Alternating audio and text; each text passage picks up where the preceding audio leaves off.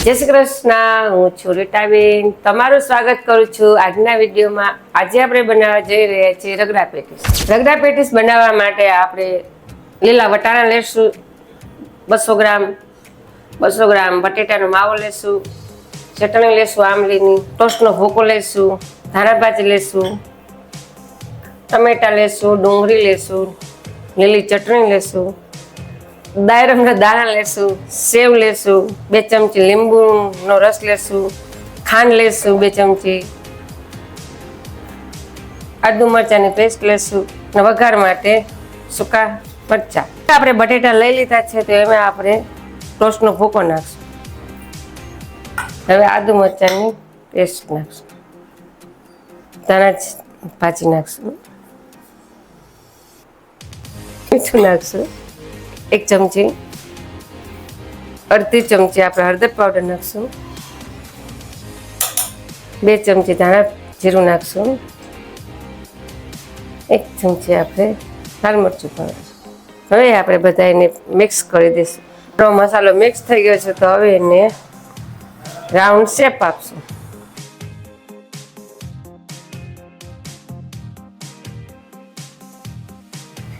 હવે આપણે રાઉન્ડ શેપમાં ટીકી તૈયાર થઈ. ટીકી શેકવા માટે આપણે પેનમાં 2 ચમચા તેલ નાખશું.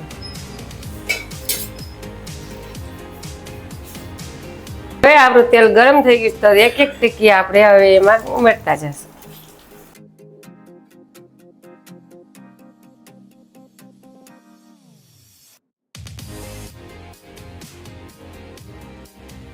આપણે ડાયરેક્ટ હવે પલટાવવાની નથી, થોડીક વાર રહીને પલટાવવાની.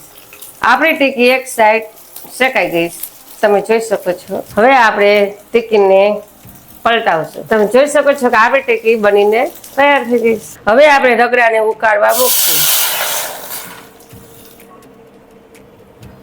હવે 1 ચમચી હળદર પાવડર નાખશું, 1 ચમચી લાલ મરચું પાવડર, 1 ચમચી ધાણા જીરું પાવડર, સ્વાદ અનુસાર મીઠું. હવે આપણે આને ઉકાળીને પછી વઘાર કરશું. હવે આપણે 1 ચમચી તેલ નાખશું. તેલ ગરમ થાય એટલે આપણે રાઈ જીરું નાખશું તેલમાં, તમાલપત્ર નાખશું, મરચું નાખશું, તજ લવિંગ નાખશું, હવે હિંગ નાખશું, ચટણી નાખીને વઘાર કરશું.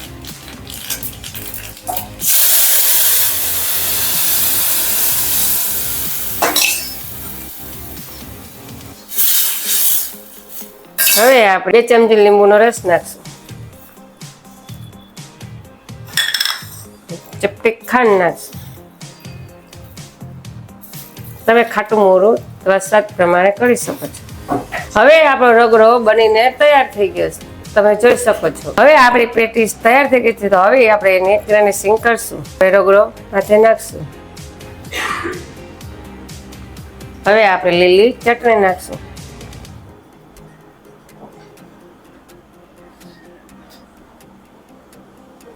આંબલીનું પાણી, દાડમના દાણા,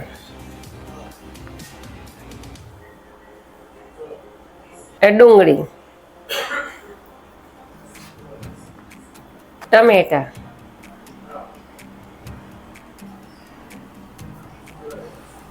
હવે સેવ, ધાણા ભાજી,